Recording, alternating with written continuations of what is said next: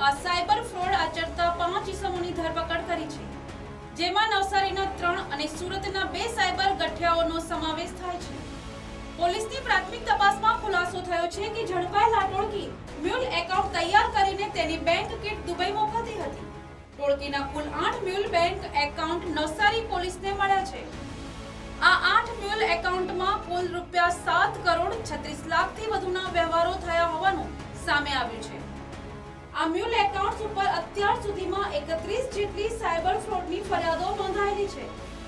નવસારી પોલીસે ટોળકી પાસેથી કુલ રૂપિયા 15 લાખથી વધુનો મુદ્દામાલ જપ્ત કર્યો છે, જેમાં 7 mobile phone, 3 sim card, 12 PAN card, 12 credit card, debit card, રોકડ રકમ જપ્ત કર્યું છે।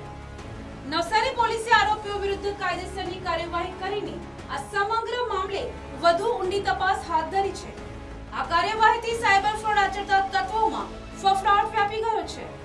આપણા ગુજરાત રાજ્યના માન્ય નાયબ મુખ્યમંત્રી શ્રી હર્ષ સંઘવી સાહેબ તરફથી 2 દિવસ પહેલા જ આ તમામ રાજ્યમાં ફેલાયેલા મ્યુલ એકાઉન્ટને શોધી કાઢવા માટે ઓપરેશન મ્યુલ હન્ટનું લોન્ચ કરવામાં આવ્યું હતું, જે અંતર્ગત દરેક જિલ્લાઓની અંદર આવા જેટલા એકાઉન્ટ છે એ એકાઉન્ટની માહિતી એકઠી કરી અને એના ઉપર કાર્યવાહી કરવા બાબતની વાત કરવામાં આવી હતી, જે અંતર્ગત માન્ય ડીજીપી સાહેબ અને સુરત રેન્જના વડા આઈજીપી સાહેબના માર્ગદર્શનમાં નવસારી જિલ્લાની સાયબર ટીમ એક્ટિવ થઈ હતી અને નવસારી જિલ્લા ખાતે એક મ્યુલ એકાઉન્ટ આઈડેન્ટિફાય કરી જેના એકાઉન્ટ હોલ્ડર છે રાહુલ કુમાવત નામના એક એકાઉન્ટ હોલ્ડરને આઈડેન્ટિફાય કર્યો હતો, જેમને પોતાના બિઝનેસ કરવાના ભાગરૂપે ઇન્ડસ બેંકની અંદર કરંટ એકાઉન્ટ ખોલાવ્યું હતું ને આ એકાઉન્ટનો એમને એમના આગળના વ્યક્તિઓને આપી અને સાયબર ફ્રોડના પૈસા એમાં આવતા હતા।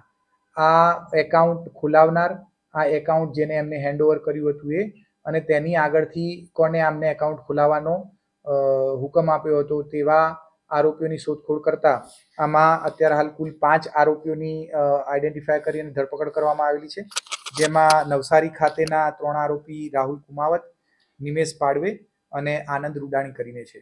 આ લોકોના 3 જણ પાસેથી મળેલા કુલ 8 એકાઉન્ટમાં છેલ્લા 1 વર્ષની અંદર 7.5 કરોડ જેટલી માતબર રકમના ટ્રાન્ઝેક્શન થયેલા છે અને આ જ 3 આરોપીઓને એકાઉન્ટ જેને આપ્યા હતા તેવા સુરત ખાતેના 2 મિલન સતાણી અને સુમિત મોરડિયા નામના આરોપીઓની પણ ધરપકડ કરવામાં આવેલી છે।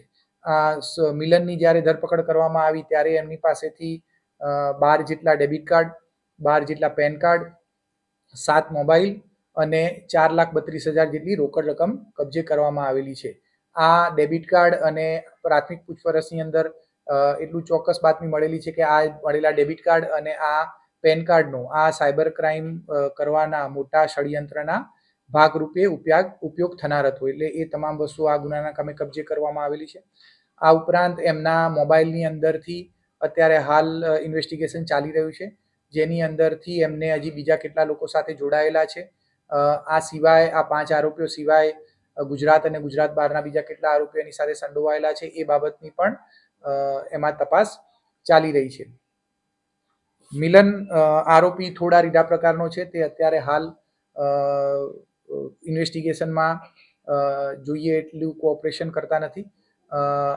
આજ સાંજે આ તમામ આરોપીઓને નામદાર કોર્ટની અંદર રજૂ કરી અને એમના ઇન્વેસ્ટિગેશન માટે ફર્ધર રિમાન્ડ મેળવવામાં આવશે।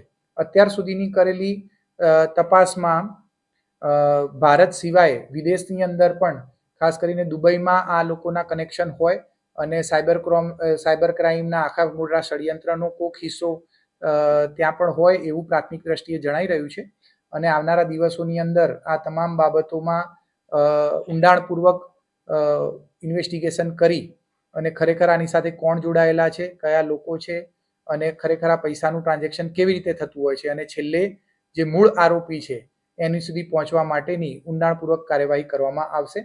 આ સ્તરે હું નવસારી જિલ્લાની સાયબર ક્રાઇમ ટીમને અને પીઆઈને પણ અભિનંદન આપીશ કે એ લોકોએ આની અંદર ખૂબ ઊંડાણપૂર્વક કામગીરી કરી અને આ એક ખૂબ મોટા ષડયંત્રનો પર્દાફાશ કરેલો છે। અત્યાર સુધી આપણને આ 3 આરોપી જે નવસારી ખાતેના છે એમના મળેલા કુલ 8 એકાઉન્ટની અંદરથી 7.5 કરોડ રૂપિયા જેટલું ટ્રાન્ઝેક્શન મળી આવેલું છે। આ સિવાય સુરતના આરોપીઓના જે એકાઉન્ટ છે એ એકાઉન્ટની વિગતો મેળવવાની કામગીરી અત્યારે હાલ ચાલુમાં છે.